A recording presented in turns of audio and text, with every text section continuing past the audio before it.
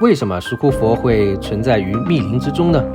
据传呢，这里曾是东大寺佛殿建设时期的采石场。石材采集完成后，大乘院的僧侣在采石场的遗迹上修行，并雕刻了这些石佛。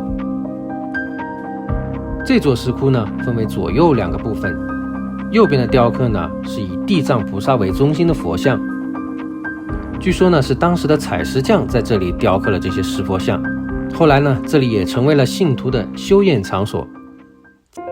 在花山的北侧有一座废弃的寺院，这里呢人迹罕至，非常的有神秘感。朋友们大家好，上期节目和大家聊了聊春日大社。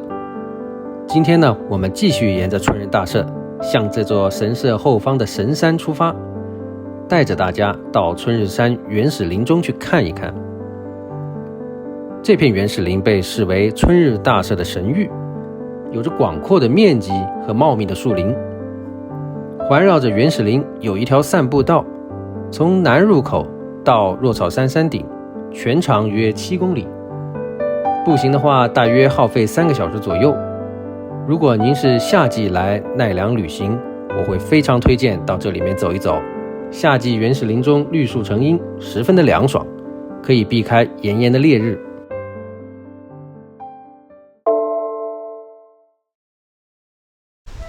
自奈良时代起，位于春日山的藤原氏氏神社就被称为春日神社，因此呢，可以推测春日山这个名字呢，自奈良时代就已经存在。此外，春日神社所在地以及春日山的山路也被称为春日野，这个名字在古代诗歌《万叶集》中频繁地被提到。因为这些地方靠近都城平城京，所以对于当时的贵族和官员来说是非常熟悉、非常亲切的地方。春日山的范围非常大，它呢并非是单独的指某一座山，而是这片区域中群山的总称。这其中就包含了若草山，以及传说中春日神所居住的玉盖山。另外呢，还有山林深处的里山部分，包括花山以及方山。我们沿着原始林的散步道穿梭在山野中，感受这里最原始的气息。沿着散步道一直走，环绕森林半圈，就可以到达若草山的山顶。山顶是欣赏奈良日落美景的绝佳之处。站在若草山的顶端，看着夕阳缓缓地落下，将整个城市染成一片金黄的海洋。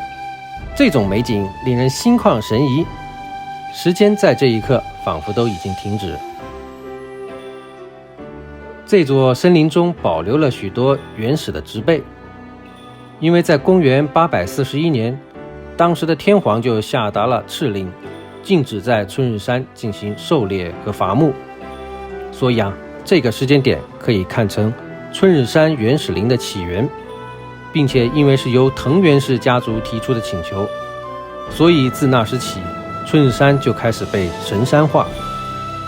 随着春日山作为神山的扩展，春日大社的建设也开始逐渐的扩张。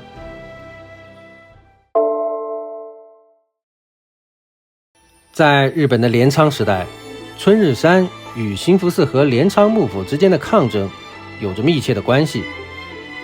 据历史的记载，镰仓时代的某一年的初秋，春日山的树林发生了异象，大片的树木出现了枯萎，树叶呢开始变黄凋落。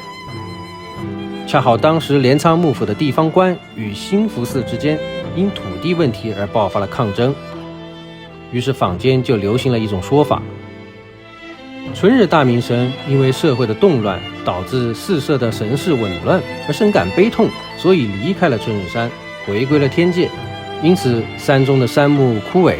这一说法令当时的幕府感到惊慌，因为畏惧神灵的愤怒，所以罢免了与新福寺发生冲突的地方官。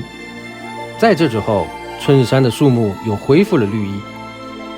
在此之后，山林中神木的枯萎现象也成为了一种与幕府对抗的手段。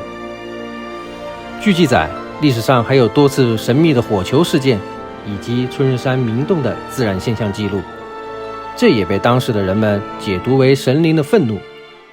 因此呢，当时的贵族和武家都会因此事而进行祈祷，以祈求平息这些现象。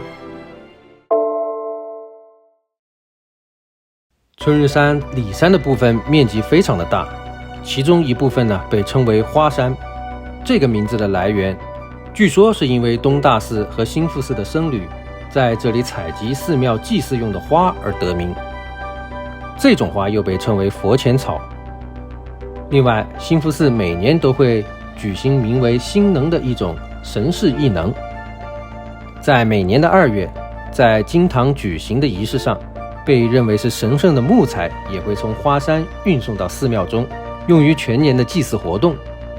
在1280年，兴福寺从花山采集了建设南大门的建筑木材，这表明兴福寺早在那时已经占有了春日山的里山，并且相关的神事祭祀活动以及从那时开始。里山中另外一座山呢，被称作方山，它是与花山相连，环境呢也十分的幽静。在镰仓时代神佛习合的背景下，春日大社和兴福寺合并，这里呢也就成为了兴福寺的领地。当时寺院的学旅将此地呢视为修行的场所，这也是为何森林中会出现许多佛雕石像的缘故。在这条原始林散步道的两旁，能见到许多的地藏菩萨。因为在春日山修建寺院是不被允许的，因此呢，地藏信仰在12世纪开始，在这片森林中就开始兴盛起来。因为山林中也盛产石材，因此信徒们在此修建了石窟佛像，例如像春日山石窟、地狱谷石窟等。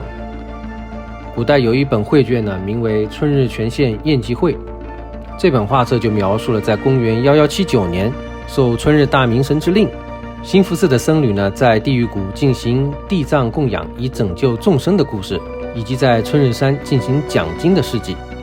通过画卷得知，在12到13世纪，兴福寺的僧侣就已经开发了这片森林的修验道场。这一尊有趣的地藏菩萨呢，被称为手切地藏。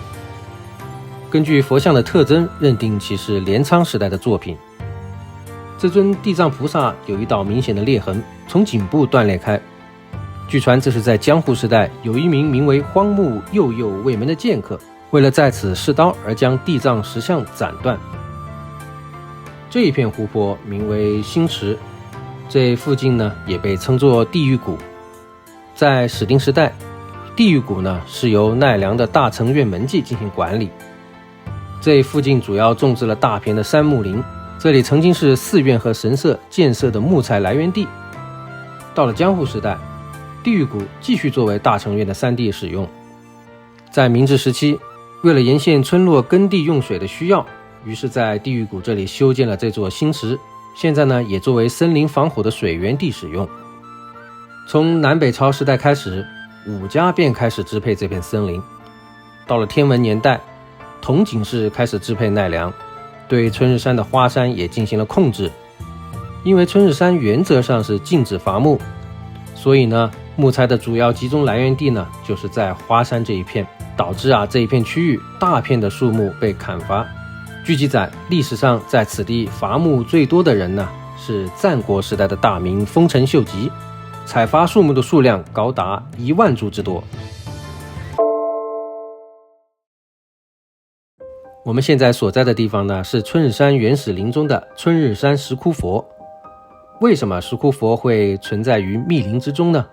据传呢，这里曾是东大寺佛殿建设时期的采石场。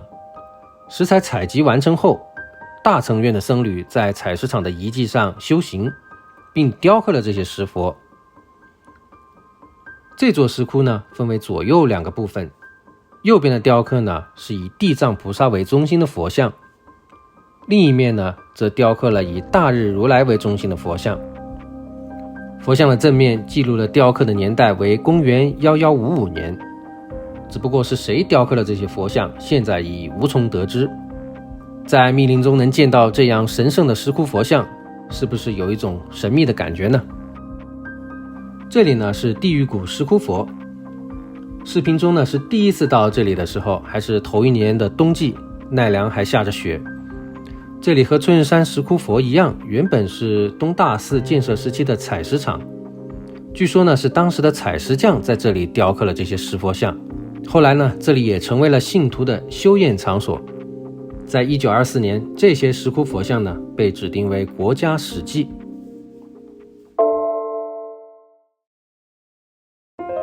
在花山的北侧有一座废弃的寺院，这里呢人迹罕至，非常的有神秘感，几乎是找不到这家寺院的相关介绍。若不是偶遇的话，还真不知道此处有一片神秘的净土。这里祭祀的主神呢叫欢喜天，他呢是佛教和印度教中的神，通常以2个象头人相互拥抱的形象出现。因为是属于密佛，所以呢欢喜天的神像都会被安置在佛龛中，普通人是很少有机会能看到。在这座废寺的参道楼梯的下方，还有一处小有名气的瀑布，叫鹰龙。这处瀑布呢规模虽小，却是江户时代的名所之一。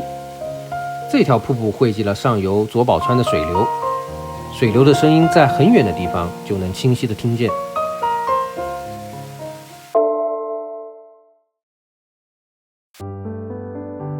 我们继续沿着森林的游步道进发。原始森林散步道的最终目的地呢，就是落草山的山顶。